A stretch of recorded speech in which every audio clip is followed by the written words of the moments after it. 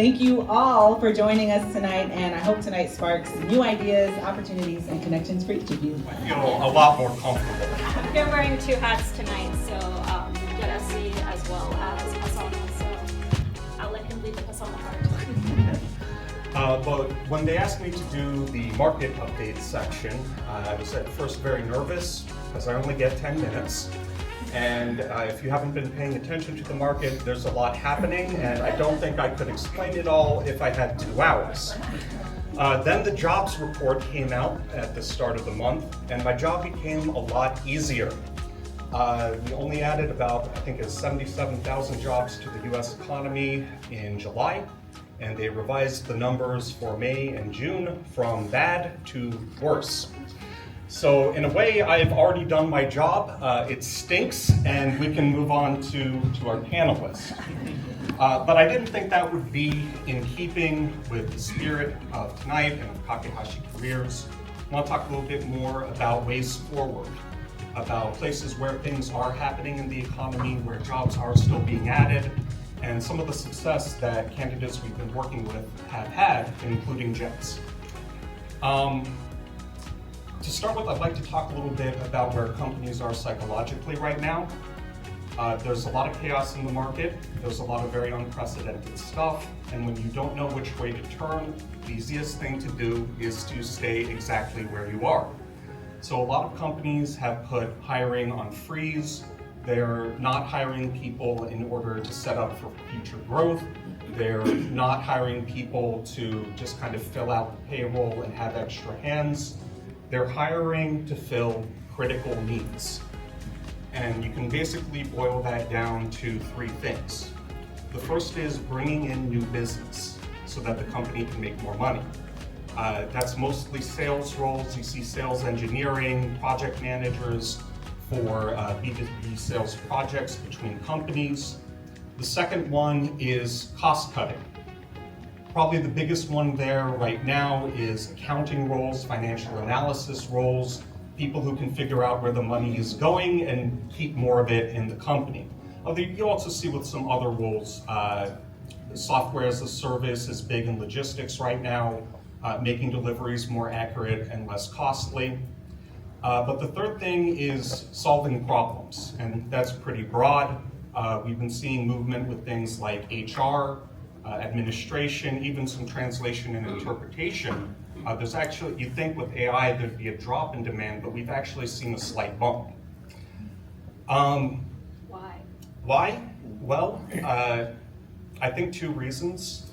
First, people are realizing that AI is not everything it is cracked up to be the first time you use it. It works a lot better if you have a human being who is actually a subject matter expert who can check the output and improve it.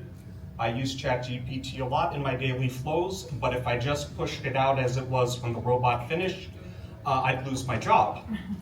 And I think people put too much faith in the AI, and the expectations are starting to be a little more in line with reality. The personal touch also helps, especially with Japanese. Yeah. Sorry, I'll chime in on that one. There's also quite a strong need in Japanese companies to have somebody who's not just only linguistically talented, but also knows the culture, because a lot of the roadblocks that occur at Japanese companies are not linguistic. They are culture related.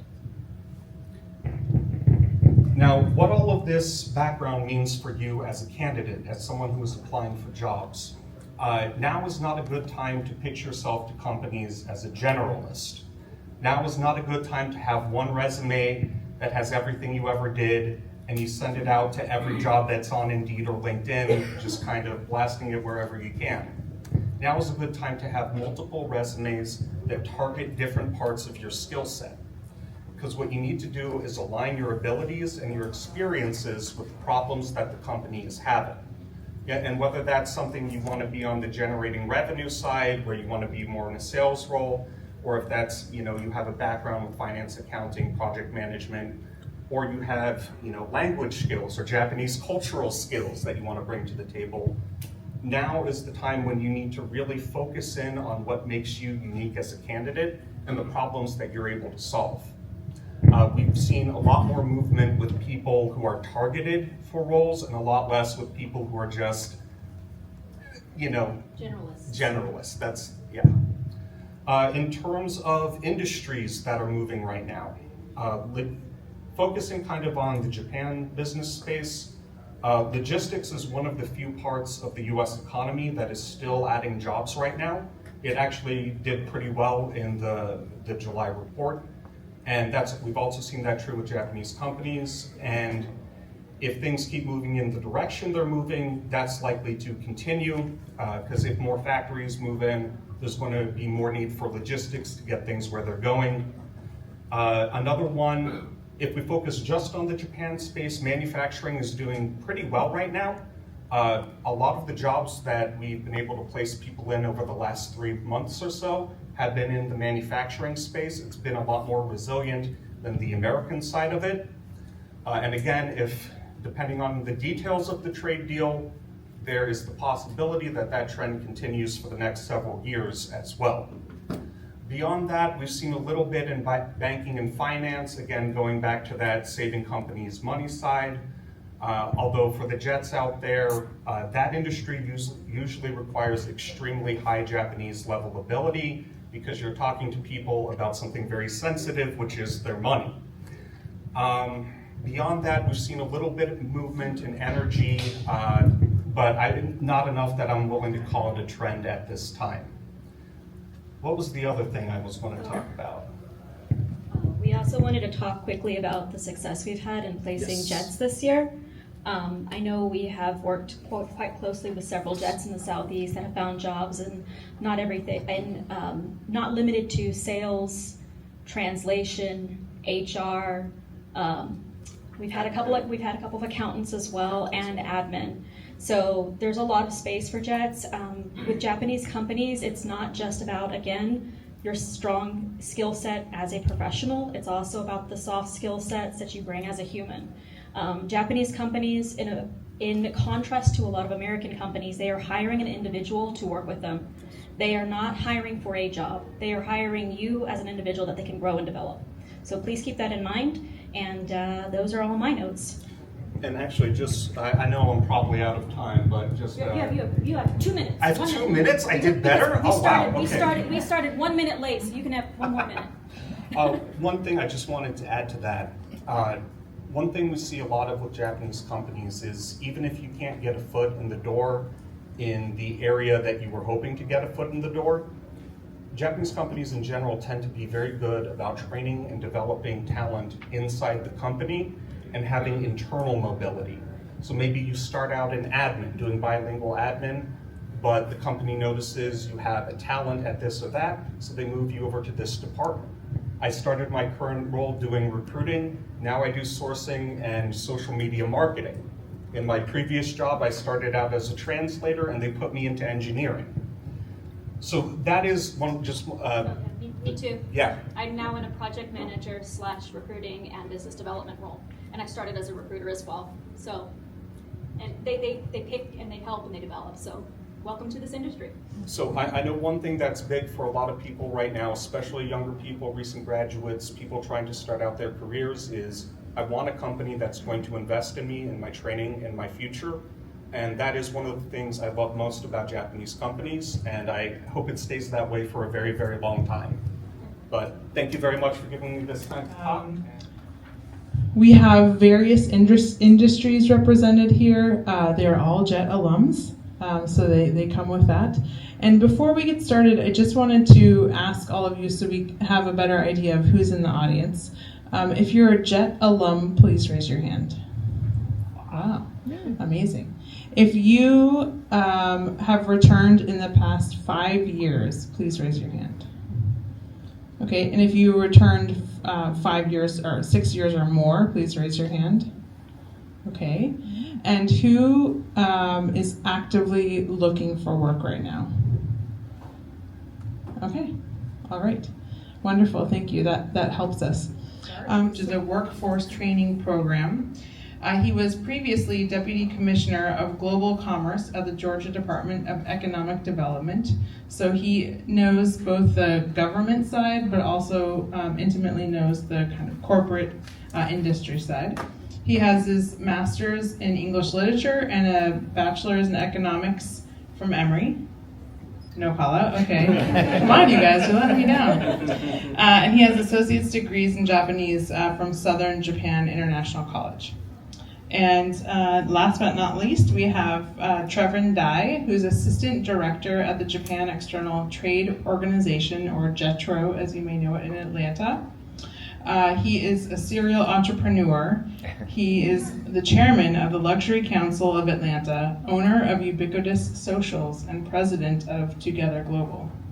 He has his bachelor's from Morehouse College and an MA from Georgia Tech. Wow. Okay, no call-outs. But yeah, hold on, guys. All right. Is that better? Yeah. Can you hear me? Yeah? Okay. Do I need to use my teacher voice?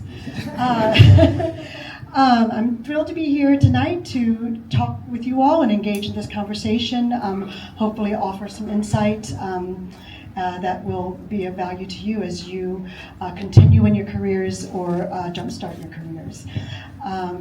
As Shanti said, I'm Catherine Sanford. I serve as the director of the Georgia Tech Language Institute.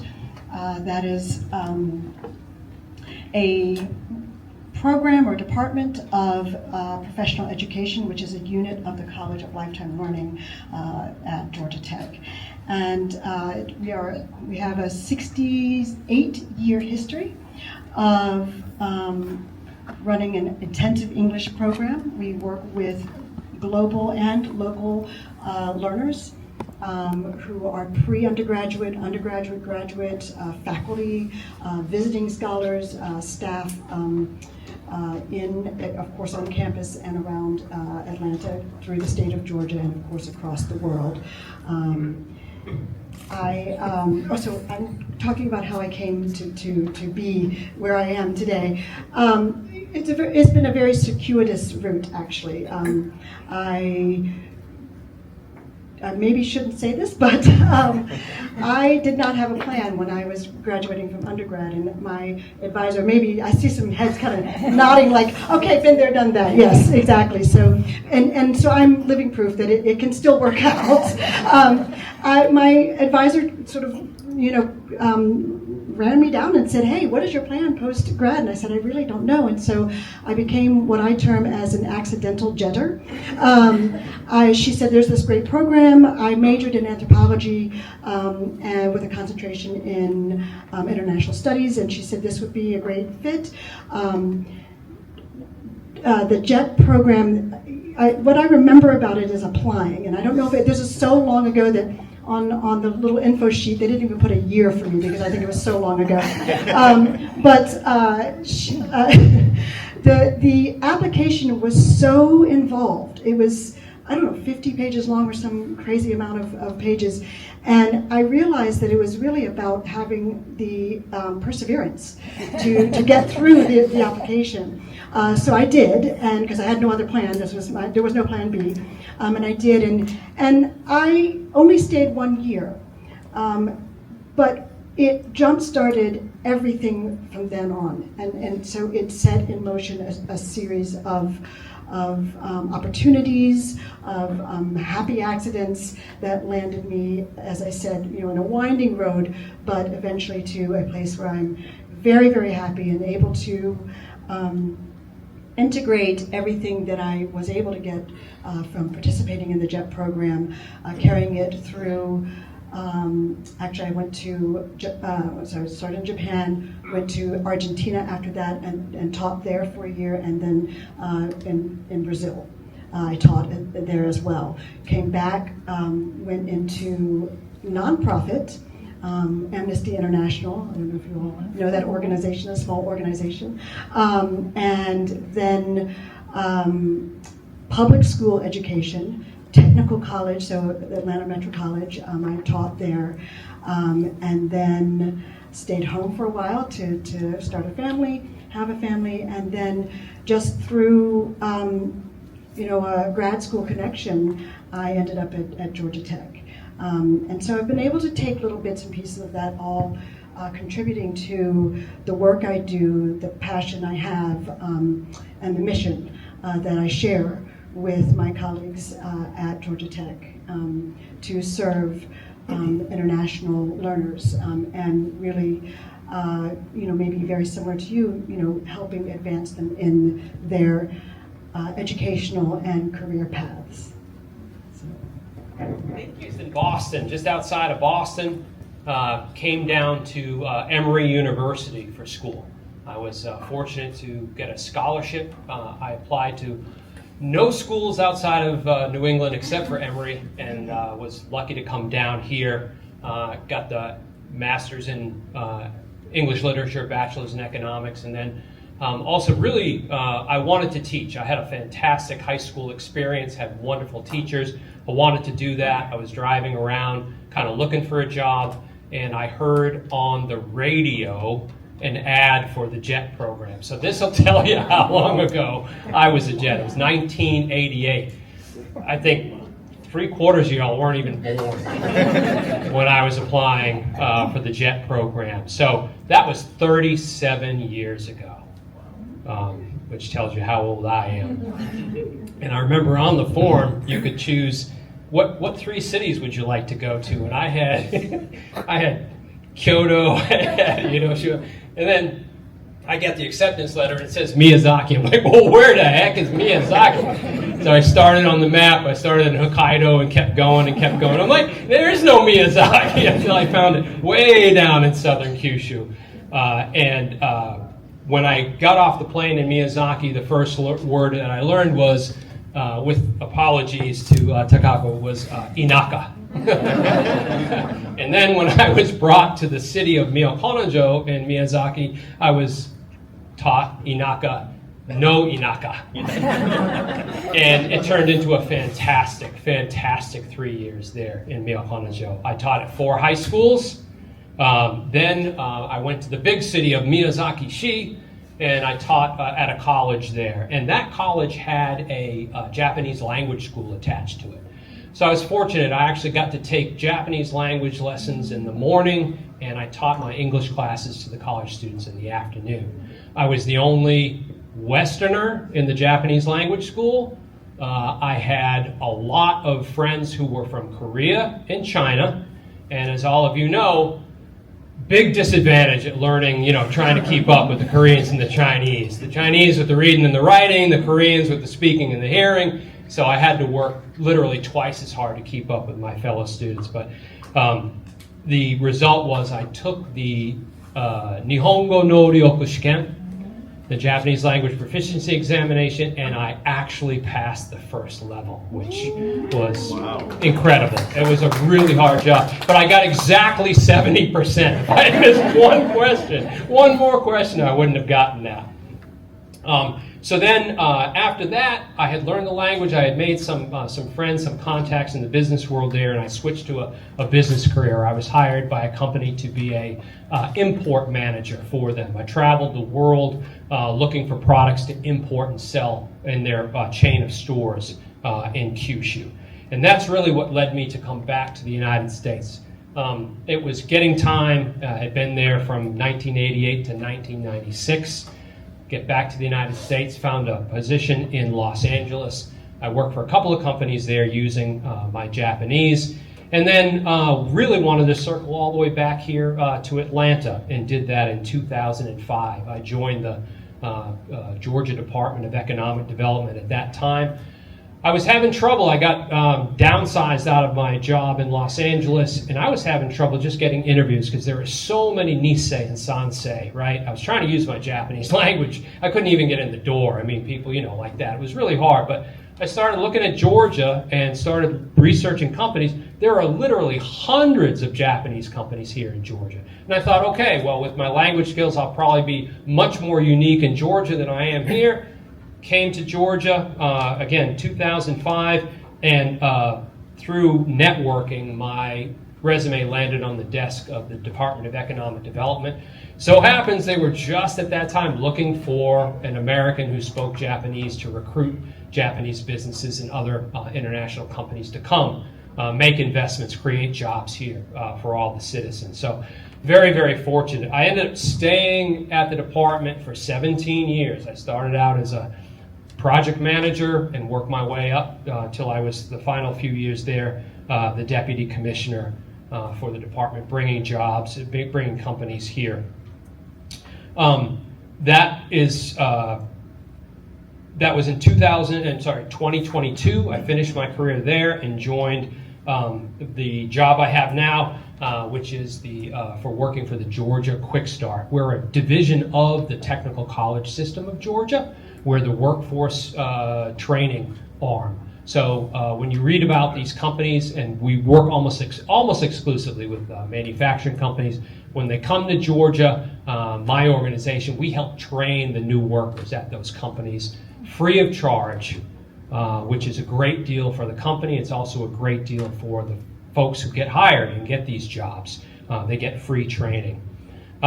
What's wonderful about my career with the state of Georgia is both at economic development and now with Quick Start, my job, I sit right at the nexus of government and business. It is extremely dynamic. It's right at the cutting edge of everything that's going on. As you know, with these new electric vehicles, with the lithium-ion battery manufacturing, all of these are jobs that never existed before. And we're training for jobs that had never been in existence. It's very, very exciting. And so that's where I am at now, at Georgia Quick Start. And yeah, that's pretty much it for me. I'm good. I'm glad to see everybody here. I didn't think it would be quite this full, but I'm glad that it is. So, wow, summing myself up is kind of hard, I guess. But I'm a director with the Japanese government here at JETRO, Atlanta, and you can think of it as the investment arm of the Japanese government.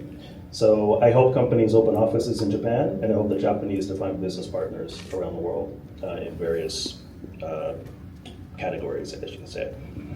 So, wow, my journey to JETRO has been very interesting. I think most people who know me would say that I'm sort of the consummate people person, and I'm everywhere. So the way that I wanted to approach this was really just to give you guys a little background about me. And it'll sound a little disjointed because I'm very unorthodox in terms of my journey, and this is definitely not a straight line. But there are two things that I guess are sort of a thread through everything I've done. One, like I said, well, people person, but one has been international. Anything related to international has always been something that I've been passionate about, but also connecting people. You know, no matter what your industry is, that's really what wins the game every time. I mean, skills are great. It's great that you have an MBA. It's great that you have all these other things. But as we know, when getting jobs and when moving forward, people choose people, right? And I think we choose people because they're our friends, but we don't really care as much about their skills as much. Like, we'll give our friends the benefit of the doubt, right? And those people who have real skills, we don't want to pay for them. So we still end up with our friends. So, yeah. So just looking back, I'm from Atlanta, born and raised. And I was looking back over some of my activities growing up around Atlanta. And a few things came to mind. I remember from a connecting standpoint, when I was in kindergarten at Woodward Academy, I went to Woodward for 1,000 years, from pre-K.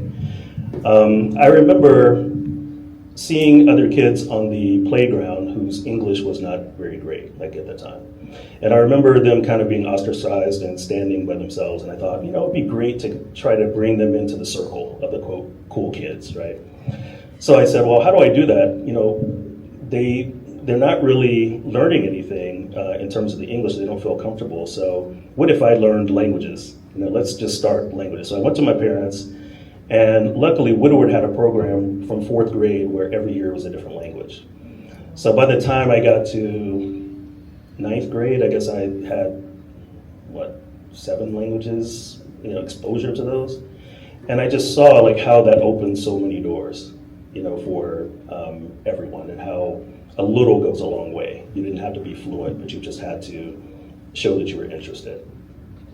So fast forward, you know, to my parents' chagrin, I had so many like different interests, and everything was interesting to me. And my parents were psychiatrists, so they were all like, "Oh, go out and learn," you know, almost like a little like case study, and bring back, go out and like talk to your friends, and you know, bring it back, and we'll talk about it. And so all of my friends that I brought around them, you know, they had a story and a background for everything, and I was like, well, let me learn about the culture and language that led to this. And I'm back there like a little diplomat, you know, writing down. So fast forward. As I went through that process, I had so many other interests. One of them was classical music. So at one point I wanted to be a concert pianist, and I used to do a lot of opera competitions through high school.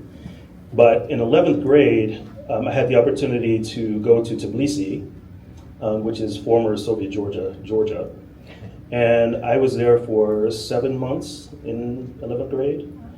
And that program really changed my life in a way, because I thought, oh, well, this is it. You know, I'm going to be an ambassador / concert pianist / all of these. And I think that's really what started my journey to real international, I guess my journey. So because I wanted to continue international affairs and piano performance, I went to Oberlin College up in Ohio. And I thought, well, I can do piano and I can do politics and international affairs at the same time, which really didn't work because I didn't have time to practice and do all those things. So in the interim of transferring from Oberlin back to Morehouse to do more international affairs and not music so much, I learned that my brother was going to the JET program 2 years before, because he's 2 years older. So I took a semester off and I went to join him and basically mooch off of him in Tochigi for a whole semester. And I liked it enough that I applied to the same program. He was there for 1 year before law school, and I just decided to stay for the full 3 years at the time. So after that program, I came back to Atlanta, to Georgia Tech, and at the Sam Nunn School, International Affairs. And because of the language, I didn't have to take that for the last semester. So just on I guess it was a whim of my teacher, she basically got me an internship at CNN Japan. So I was assistant to the head of CNN Japan at that time, and they were looking for someone to help with the diplomats when they come in, or just helping with content for CNN. So my plan after that, or after graduating, was to go back to Japan because I didn't have any jobs. You know, it was just the JET program before that. And while I was in a sushi restaurant, I don't know if you guys remember Hashiguchi Junior when it used to exist. It's like a little izakaya almost. So sitting at the sushi bar, interesting with my book, because I was going through sort of a reverse culture shock coming back from Japan. I said, well, why is nobody interested in Japanese? So I'm sitting at the sushi bar with my textbook, and sitting next to me happened to be the head of Jetro Atlanta. And he said, well, why don't you consider a career with Jetro Atlanta? So I thought, okay, well, I'll do that for maybe 3 years and then find a job in Japan. And that was 2004. So obviously that didn't happen. So my journey has been really jagged in a way. On my bio, you see some of the other things I'm doing, but ultimately it comes down to connecting. When I was in middle school, I got really into architecture, and I decided I wanted to be, a luxury architect. Again, my parents, settle on one thing. So I got really interested in Architectural Digest, and of course, in that magazine, there are really high-end boutiques, for the ads. So I used to go to the mall and visit all of these luxury boutiques and get all of their catalogs and talk about, the fact that they work abroad and, the luxury market. So as I got older, they would invite me to the parties. So I would go to the holiday parties. They would invite me to different things, like as I really got older, to Miami, events like that. And I thought this would be really cool because Japan obviously is a luxury market. So, how can I connect the dots for them? I have Japanese ability. I have these relationships. So I came to the attention of the Luxury Council, which is a closed environment for CEOs of big luxury brands. And it allows them to kind of cross-pollinate. And I thought, well, this is kind of my forte of connecting people. So I started doing that. And that was one thing. But during the pandemic, when people weren't going to the mall, these individual brands would reach out to me and say, hey, do you know people who like timepieces? If you do, then we'll fly a team into Atlanta and do something at somebody's house, since you like to connect the dots. Because I changed on my LinkedIn profile to Super Connector as a joke, and people are like, oh, I see you as Super Connector. So I would just help with these things and like curate those types of events for, I guess, the Cartiers of the world. So during this process, I started talking to a lot of CEOs in the area, or just business people in Atlanta, and they said, we go to all of these events, but we never feel like we connect with anyone. Do you think you can help with that? So that's where ubiquitous starts with you, ends with us came from.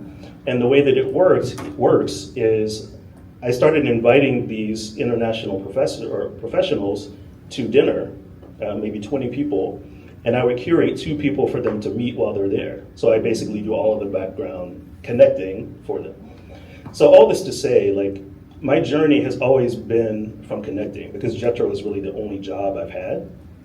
But I've seen it's much more valuable to connect people and add value to them at every level, no matter what they're doing. And Jetro is one of them. Jetro actually invited me to this job because they wanted more grassroots visibility. And I thought after the JET program, this is a way for me to stay in that circle and kind of bring it back to the beginning. But yeah, in a nutshell. Thank you. Yeah. Advancing people in their paths. And so, I think that the obvious sort of entree into academia and higher ed is wanting to teach, and having that passion. But academia is not, and higher ed are not just teaching. There's a lot of spaces to be in. So we talk a lot about, of course, you have content, and there's sort of the term soft skills. I call them durable skills, and I think that is where you sink into. And so 14 of the 15 years that I've been at Tech, I have been in a teaching capacity. And so I work primarily with graduate students, international graduate students, and some, domestic graduate students, but primarily graduate students. And so I'm really there at the intersection of when they are about to. That's why I only lasted about a year and a half, because I really missed teaching.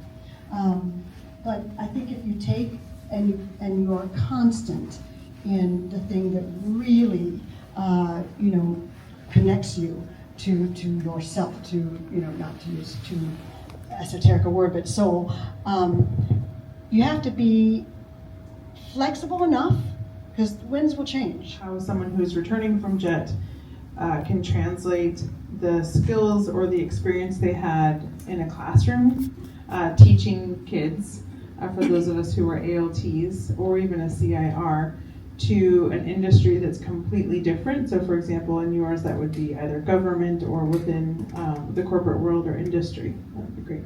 Sure. This microphone is a lot louder. What I'd like to talk about really is the opportunities that exist here in Georgia for folks who I think even more than have had the experience of teaching in a classroom, of actually living abroad, living in a foreign country, getting along with people who don't speak your language. I just remember for my first year in Japan, I think I had a huge headache every day going home, trying to understand, trying to get, figure out how to get from A to B. And all of that, and that was, it's almost like if you can survive, if you can do that and come out and you're happy and you're grinning, you've really changed. Yourself has now changed. And I think it's the experience of living abroad, of having that open mind, that open-minded kind of concept really can help you in a career, really anywhere. Trevin was talking about how much he enjoys working with the international companies. That was one of the things I really enjoyed, and I still enjoy. you work with American companies, they're great, but they're just Americans, right? Just like the guys next door. I mean, you work with a German company, it's really interesting. You work with a Japanese company. Right now, I'm working with a lot of Korean companies, and so I always enjoyed, it was always interesting, it was always exciting. I was always learning from my clients. I wasn't teaching them anything. Well, I was teaching about Georgia and how to do business here, but personally, I was getting a lot in return from there. So Georgia has an incredibly diverse economy. It's extremely dynamic, and it's one of the few states in which the economy is really going great guns.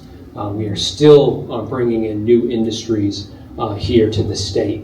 Many of these companies come in, they're looking for a location in the Southeast, they're looking for a foothold, and when they get here, they need a lot of help. And that was my job at the Department of Economic Development. It's my job now to help them with a workforce to get up and growing. But in particular, the international companies are always looking for local folks who, I think, James, you were talking about, and Laura was talking about, people that they can grow and develop. They're looking for someone who will commit to the company, and in return, they will teach you all about that company, their culture.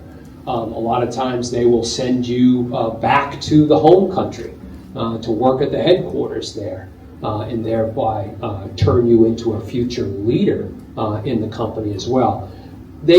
If you can get in with some of these companies on the ground floor, really the sky is the limit.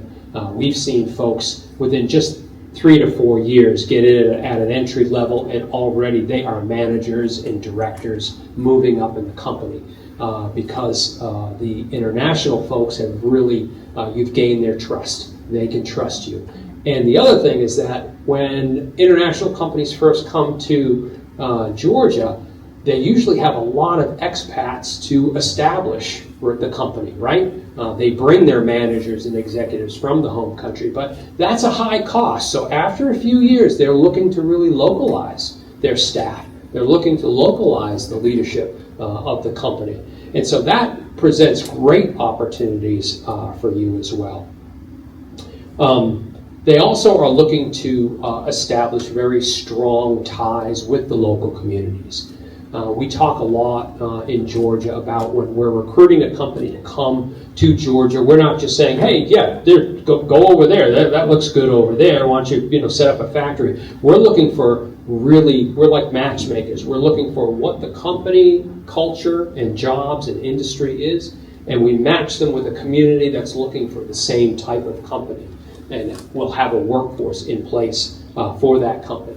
So, the local Chamber of Commerce often gets involved, and having local folks, Atlanta folks, Georgia folks on their staff to work with them gives these companies a real leg up. They're going to want to know, what are the local charities we can get involved in, things like that. And so having you as a local person with the company is very, very beneficial for them. And of course, I'm talking not just Japanese companies, really the international companies as a whole here.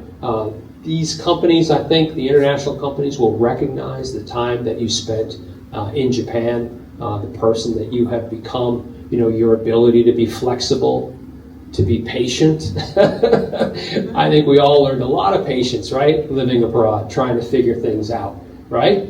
And so those are the skills, I think, that really help. They realize that you worked abroad, you participated in the local culture abroad. You can do the same thing for them here in Georgia. It gives you really, all of us, I think, who have done that. I crack up sometimes when I hear some people say, man, the United States is the best country in the world and everything. And I say, well, where have you been? They're like, I've never been anywhere. So, how can you say that? You got to compare it to something, right? And so I think the international companies, again, in particular, they really value that unique experience and perspective that you can bring to work and life. And the way to do it, really, and I'm old and old school. we try to recruit in my organization through online, Indeed, they folks like Persona, huge, big advantage if you get in with them. But really, it's that networking. It's what you're doing right now. I really almost all the hires that we have, it's because you know someone who knows someone, and you make a connection there. And this is the king of networking right here, y'all. I've known Trevor for a number of years now, and if you need tips on how to network and get involved, Trevor really is the person that'll help you out. And in my case, the reason my resume hit the desk of the Department of Economic Development was through my wife's parents' next door neighbors who happened to be the chairman of the Japan America Society at the time.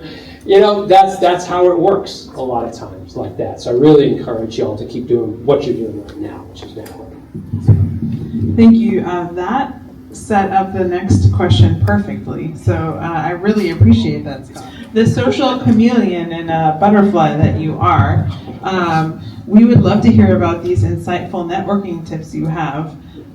You talked about your thread of connections. Scott, you talked about, the people that you know. And we've all heard about networking. But can you liven it up for us, spice it up a bit, and tell us how we can take concrete steps to connect people and get ourselves places? Okay.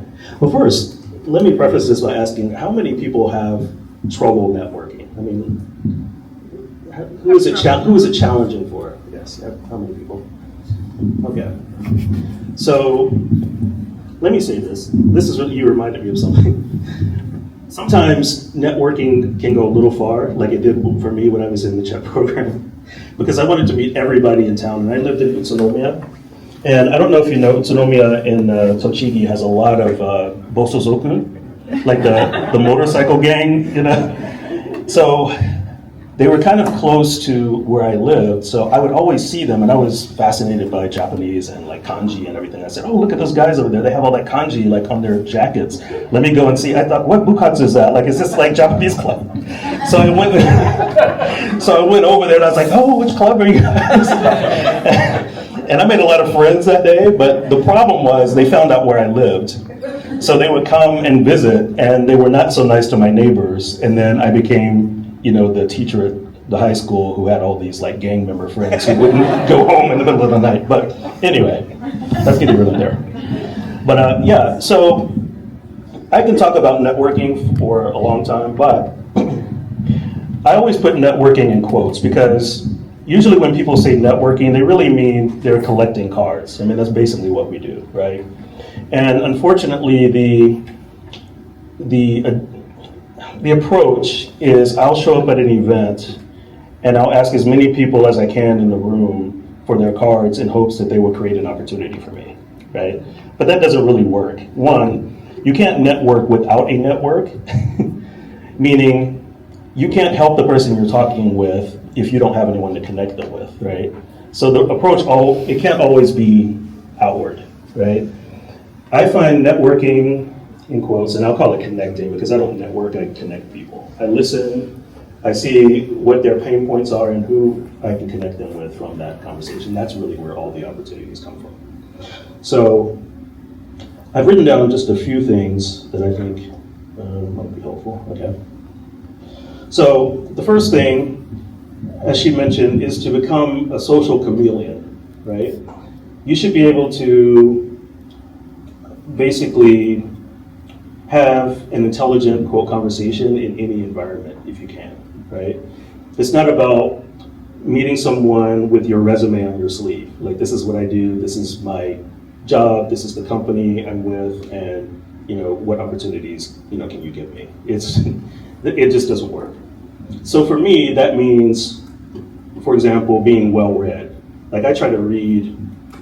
I have a very extensive reading list, and I keep it diverse so that I can speak about many different things. The only thing I'm not so great in is going really deep into sports because I just don't play that much.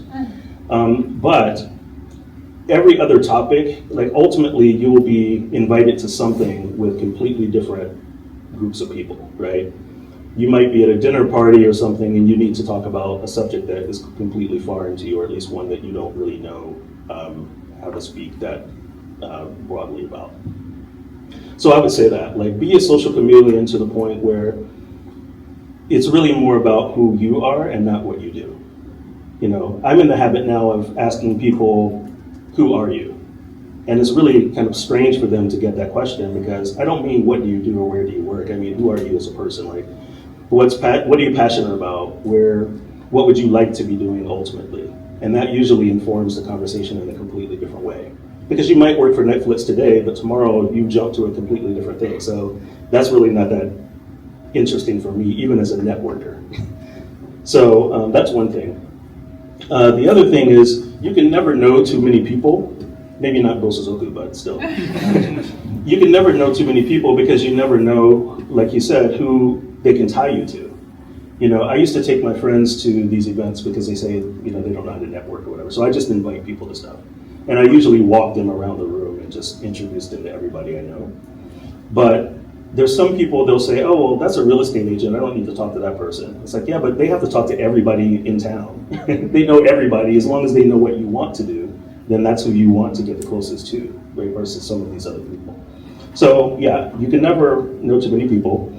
I think I mentioned stop networking and focus on the value you bring to the person you're talking to. Because not only is that helpful for your future jobs or careers, but you know, I'm known, I think, by a lot of people as the person to, like, the go-to kind of person, right? I might not be able to solve what you want, but there are probably 1 or 2 degrees of separation that I can immediately connect you with across any category. So that's much more valuable because it's also monetizable, right? So as you look for jobs and build your careers, if you take stock of all of your talents and skills and transferable skills from the JET program, there's always someone looking for your skills. It's about I guess you could say, packaging and branding of what you can do, right? So, I mean, that's really my whole career. Because, like I said, I've been a Jetro the whole time, but all of the other things I do are because people just come to me with random things and I just solve it that way. Now, the downside, at least with my personality, is I'm not good at monetizing things, because I just want to connect you because that's just who I am and blah, blah, blah. But that's not really the best way to do it. So for me, it's sort of a mentality shift to just not be that person that just gives away everything all the time, because it's very hard to pull back once you do that. So I would say that. The other thing is, to elevate your circles. So kind of audit the things you go to. Don't go to everything in the city. It's better to go to one high impact thing with the right people in the room. The Atlanta Business Chronicle is really good with this because they have a lot of CEO level events. They're a little more expensive. I mean, maybe it's, I don't know, $50, $75 or whatever, but you might meet all the CEOs in the city, right? So elevate the way and the circles in which you network, and surround yourself with the right people, like in your personal network, that push you forward too. Because that's another thing. Many people, well, I won't say many, I'll say sometimes your immediate circle can pull you down in those situations. So make sure you surround yourself with people that have the same professional goals, because the whole point is to connect each other, you know, as much as possible. Let me see.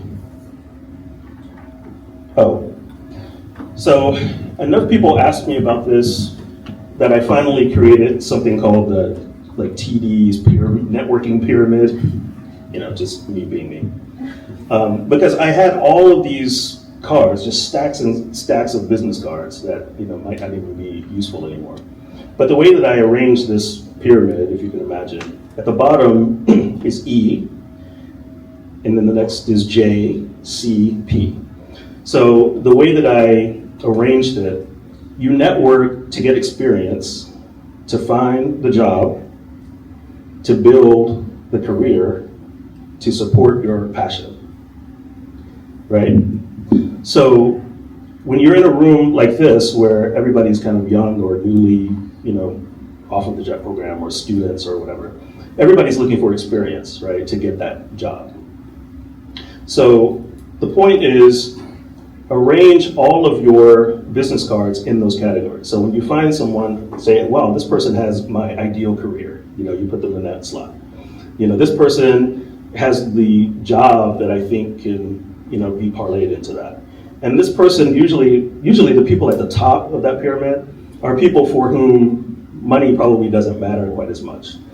And they can get into that later. But those are typically the people I would meet like at a gala or something, right? Because, they bought their Bentleys and, whatever. So they're more interested in the fact that you lived in Japan, because it's so rare that somebody would operate outside of their comfort zone. You're not going to impress them with your resume. You're not going to impress them with what you drove up in because they own the company, right? But on the smaller levels, that's where the competition is. It's like, oh, well, job, so now I have to fight you for the job and that experience. Like, it's a different mentality, networking with those types of people, because they're not, you're still a threat to them, right? So for me, like, let's say the C, like the career.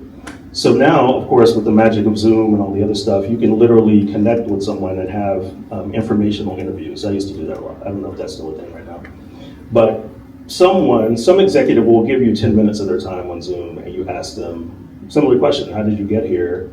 Was your path straight? Are there things I can be doing now to put myself in a better position later?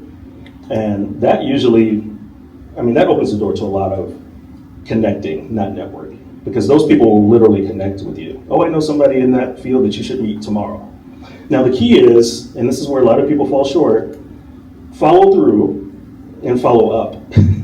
I've been on so many panels and so many networking events where, you have the panelists up here, everybody's like, QR coding, and, I have, 600 people maybe in my phone right now. Many of them I haven't even talked to now because they just scan it and never send me a message. So it's like, okay, you met me 5 years ago, maybe, that doesn't work. That's not networking.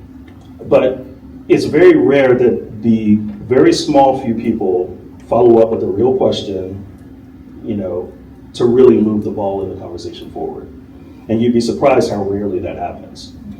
And even with CEOs of luxury, or not luxury brands, but just brands in general, sometimes they feel kind of lonely at the top. I've talked to some chairmen, right, where they say, well, nobody ever talks to me because I'm the president of whatever company. Now, you can imagine the few people that do get to them get all of their attention. But there are people in the company that have ideas, they have other things to share, but they don't feel like they're on the level where they can talk about it, because I'm just in this position, right? I'm still on the J level and you're way up here. So the approach is just very different.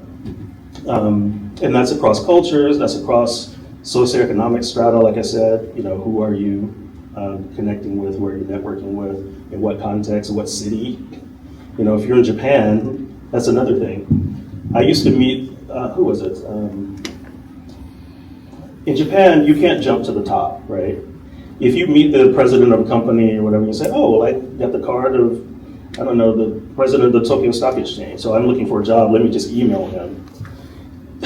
That's not gonna work. And I've been told, like, early on in this job, I started reaching out to some of those people to say, oh, well, I'm thinking of this, and they bounced me all the way back down to the bottom to work your way up, right?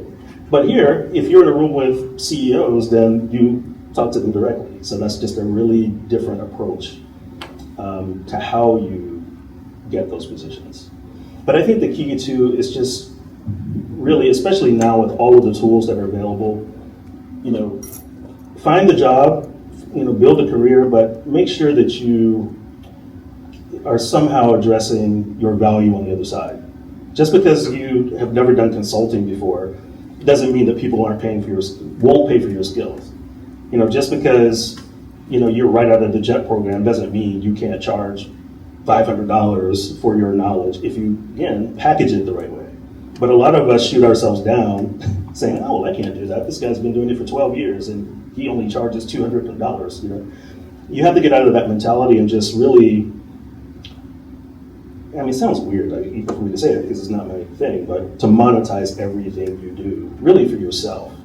And once you start building that, and once you get the visibility, then people come to you for solutions that they can't get elsewhere. So, but again, I can talk about that forever, but that's in a nutshell. Thank you so much. State of Georgia is working on, I can share. Any current investment projects that the state has? Cartersville up to Dalton in that area. Clean tech is going crazy. We've got lithium-ion battery production up there with the Hanwha Q-Cell project. That's a Korean company. We've got the SK Battery company doing a joint venture with Hyundai to create the lithium-ion batteries. They're going to ship those down to the Savannah area. If you're willing to relocate to Savannah, no. Well, for the rest of the group, anybody who wants that, there's so many job opportunities down there right now due to the Hyundai EV plant. They're making electric vehicles down there. 2,000 acres of manufacturing space. It's just incredible. If you want to go up, to the northern areas, like Gainesville is a real hub of manufacturing. Got some great Japanese companies up there, including Kubota. Here in Atlanta, we've got, you can talk to Trevor about how many different companies. There's a lot of service providers, insurance companies here. But the ones mainly that I work with are in the manufacturing side. Toyota has a new plant that's going up in what do you call it? Pendergrass. I was going to say Pembroke, but that's where. Hi, Marcus Knighton. Here's the name. And your question. Okay. It's kind of like a personal question. So I'm in a great space. I work for a company called Accenture. They are really invested in growing their people. I found kind of like what I like to do there. I like to work with kids. But I also want to live in Japan. So I'm kind of like, and I also started trying to start a business to do what I want to do. So I'm kind of like conflicted on if I should focus on starting like a business or should I kind of jump and go live in Japan for a while. So I don't really know how to ask that question. But I guess it's like a personal guidance, career focused type question. I think that's, I will pass this down if someone has something you want to say, but just one thing I would say, you have not done the JET program. I highly suggest the JET program. I think there are over 40,000 American JET alums working in everything from the current Deputy Chief of Mission at the U.S. Embassy Tokyo is a JET. There's over 300 JET State Department. There's JETs in business. There's JETs everywhere, but the experience as well. I think the business could always be there, and it can continue to grow while you're in Japan. It'll give you more space to think about it. That's my 2 cents. Just to echo what Shanti just said, I felt very similar to what you're describing. I had a lot of passions, a lot of sort of conflicting things happening, and I think doing the JET program disciplined and put me into a structure. And sometimes when you can sort of lean back into a structure, those things that are kind of rattling around can sort of take form.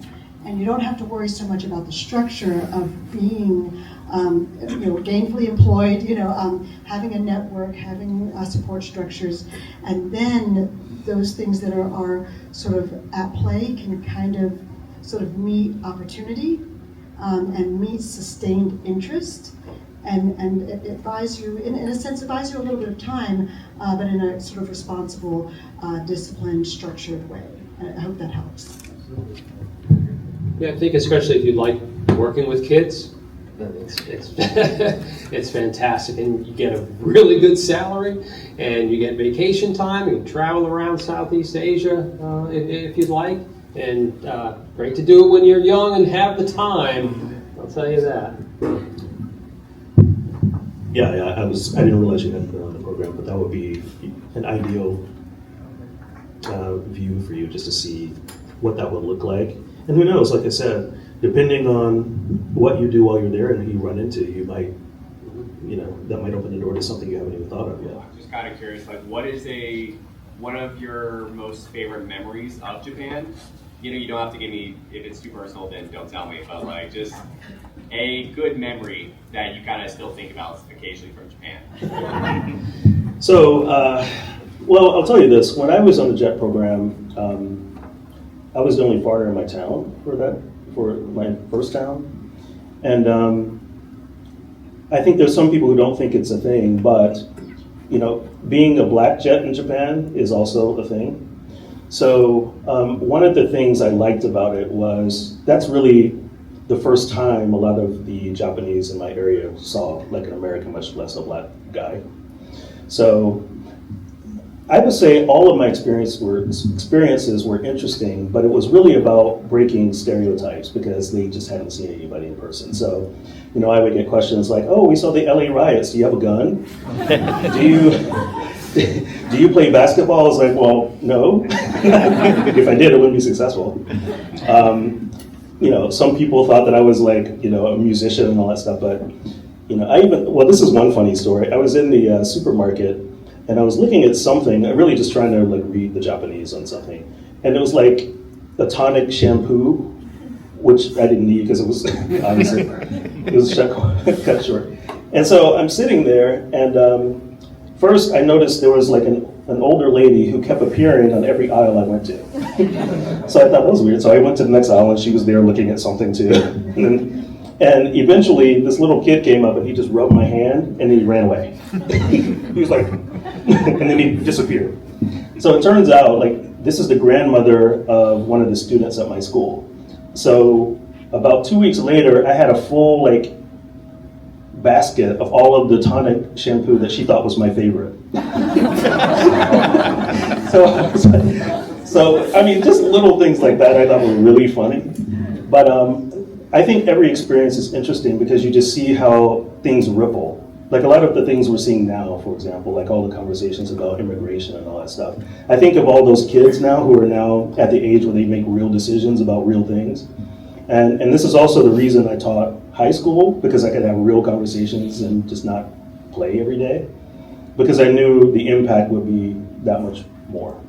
So in my experience, or you know, from my perspective, it was more about that and breaking stereotypes that I know otherwise would not have been broken. So every day was interesting for me because of that.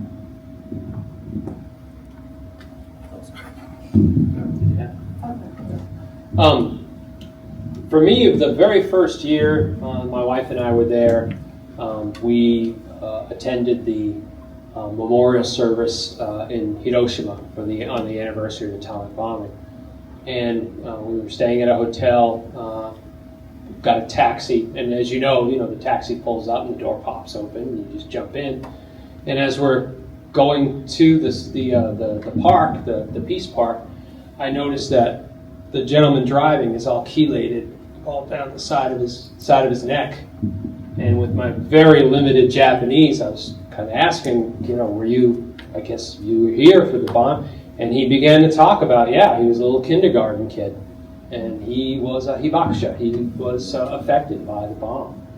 And my wife was weeping. And I was having trouble keeping my emotions in check. And got to the park, door opened. It was first year there, but my wife said, give him a tip. And he was like, no, no tips. And I said, oh, you got to be kidding me. So got out of the taxi and we walked to the entrance. And at the entrance, it was lined by Japanese Boy Scouts and Girl Scouts who are holding flowers that they are giving to people as they come in. Because at the end of the service, there's a big pyre where you throw your flowers on the burning pyre and the smoke goes up. It's an offering to the souls of the departed and everything like that. Well, they were being so polite with all the Japanese people, they were just handing them the flowers. And when they saw my wife and I, again, this is 1988, not a lot of Westerners going to this thing, they all broke ranks and just came screaming over to us, hudo, trying to give us flowers. Everybody wanted to give us a flower. And I lost it at that point. I mean, I was just crying so much to think that, my country did this, to these people and everything like that. And it was a real, your perspective can kind of turn upside down, right? At certain events and certain happenings like that, and that really shook me. That really, that was something I will never forget. And then, of course, We sat with in the long rows of people, and the politicians all got up and were giving these speeches, and all the Japanese around us were saying, "Don't listen to these guys. Let's, you and us, let's talk." And so it was just a great experience.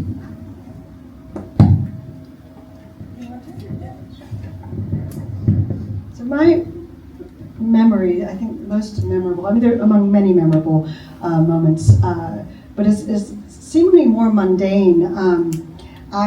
At the very beginning of the program, all the Jets meet and climb Mount Fuji together. And I don't know if other Jet cohorts did the same thing, but we did. And we get up at 3 in the morning or whatever it was and hike up. And it was a very humbling experience because I was a mere 21 years old and hiking up, and we would see elderly Japanese women who would just whiz past us. And so, it was just a really interesting experience. But in all of that, I actually lost my passport. Yes, and so I had to go back. It was early on in the program, and so they were like, well, you gotta go get it. And so I had to, on my own, go down to City Hall in the big city of Nagoya. I was in Konanshi, and take the train and do all of that. And I really, I hadn't taken the train by myself. I certainly hadn't been down to any government, office. And so I learned a lot about the inner workings of, everyday and sort of bureaucratic life, right, that exists in every society. I learned definitely, absolutely do not smile in your passport photo. And that was probably a good 6 to 7 minute exchange of me smiling and them saying no, and me just reflexively smiling and them correcting me. So, but why does it stick out to me? Because it's something that has come full circle around for me as I work with international students, and that is, you can learn the language, right? You can read about sort of customs and things like that, but you have to really throw yourself into the everyday right experience of being somewhere, and that is the way that you have to take it in viscerally. And I work with graduate students now. They know this is Georgia Tech.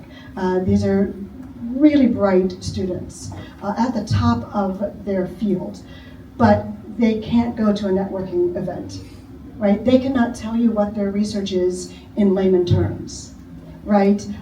They can't go down to the bank and talk about something that isn't nuclear, physics, right? So it's something that has come full circle around for me in my career. But I just remember, really having to go through those steps and really taking that in and being like, oh, okay, so this is what the experience is about. It's about these smaller, seemingly more mundane moments. Director, Mr. Diamond, as well as maybe Mr. Drew, whoever has the most experience.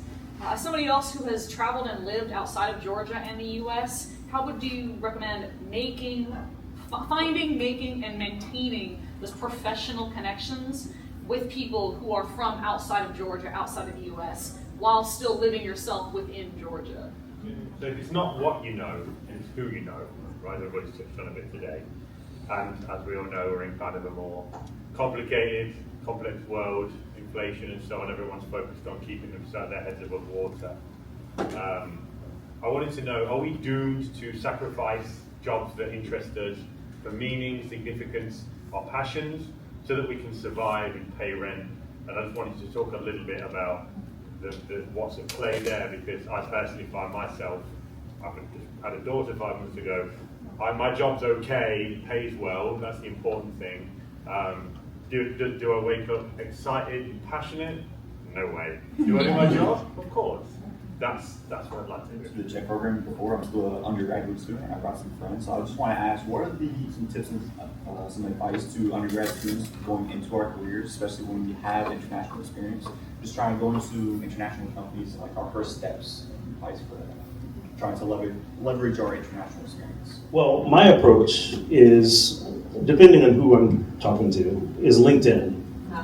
LinkedIn, I spoke to a guy for the first time in Paris like 2 days ago. And there was another guy who lived in Japan, and I just talked to him, Sunday at 10, my time's what, 11 or something this time. So I just do that. That's the easiest way, unless you're, of course, you're physically traveling. And I'm surprised how responsive they are. That's a great way to start the conversation. So usually the way that I do it is I set up the meeting and then I send them a short bio, just so we know, like, we have some common ground before we speak. And I ask them to do the same. Not about what they do per se, but just a little bit about who they are. And, I do the whole, who are you, Google, blah, blah, blah. And I try to find some synergy between us that way. So I find that to be very effective. First of all, it depends on what your passion is. If you really are passionate about sleeping, I don't know. What I tell my daughter, who is also an undergrad, and she, I believe that anything that you are passionate about or knowledgeable about, you could probably fashion into some sort of living. And so I think about it from that perspective. So I don't know the exact right answer for you, but that's the way I would think about it. So a lot of it depends on what your passion is, and then how you leverage that. And I might be the antidote to the panel here in terms of it's who you know. I think there is some of what you know and who you know, but I think it's also how you know somebody, and I don't mean like by what means did you come to know that person. I mean it's how are you connecting? Are you authentic? Are you sincere? Are you really showing up? What's the substance to that? And I think that really matters because I don't have a super wide network, although I'll give you that education in Atlanta in higher ed is a pretty small pool. So I don't need to know a lot of people, but I kind of think it's more about sort of something that Kevin was saying, you don't need to know everybody. I think go for quality over quantity. It doesn't mean restrict yourself, but if you are really connecting with someone in a sincere, authentic way, build from there. And so it's how you know someone. Maybe go to grad school in international relations. No, I really, and that I didn't mean that as a joke. That actually is a viable, real thing. But I think it is to start really building the network. Put yourself out there and do something international. You don't have to take a full job, sort of start, launch your career right away, and do it through IBM and some fancy, kind of put yourself out there. Maybe even do a 3-month program that is, internationally focused, or do an internship. Those co-ops, all of that. Volunteer even if you can't quite land something that's paid. Connect locally with international organizations. I'm now of course blanking on. There's Internations. I think is a Eurocircle. Yeah, yes, exactly. Eurocircle. So there are lots of organizations, clubs, meetups, things like that will kind of get you primed for international sort of networking and circles. And so I think that's really important. And we have you all, not me back in the early 1800s, but you all have the advantage of technology. We are so much more poised to have connection with so many more people ever in history now. And so, and you all actually know that better than I would. So really, really take advantage of that. The Council of International Affairs brings you into the company of the Consul Generals, et cetera, and a lot of those are networking events, on a high level. So yeah, I can give you some of those if you like, but there's a whole list of international organizations that are super active. And the bilateral chambers of commerce. There are like 70 bilateral chambers and consulates in Atlanta, and they all have events. So I would start with those. Yeah. Shanti for moderating for all of our panelists. Shanti mentioned my name is Ayoshi Domoto. I'm the Executive Director of the Japan American Society of Georgia. We are a nonprofit organization that brings together the Japanese and American communities together here in Georgia. We do that through business, introducing Japanese companies to American companies to Japanese companies and vice versa. Culture exchange, teaching Americans about Japanese culture, teaching Japanese people living here and helping them get acclimated to living and working and studying here. Educational programming, we host students from Japan all year long. If you wanted to kind of meet up with students from Japan, we also teach Japanese and do lots of different types of educational programming. And public affairs, we work with the Consulate General of Japan here, the Georgia government, to kind of raise more awareness about Japan. And it's all about the people-to-people friendships, right? So we do lots of social events to bring people together. But yeah, just to kind of summarize today very quickly, be open to non-linear pathways, right? You talked about, Miss Catherine right here, finding different ways, even though she didn't know what she was doing with, I guess, her degree after college. Found the JET program. Definitely apply if you haven't already and been part of the program.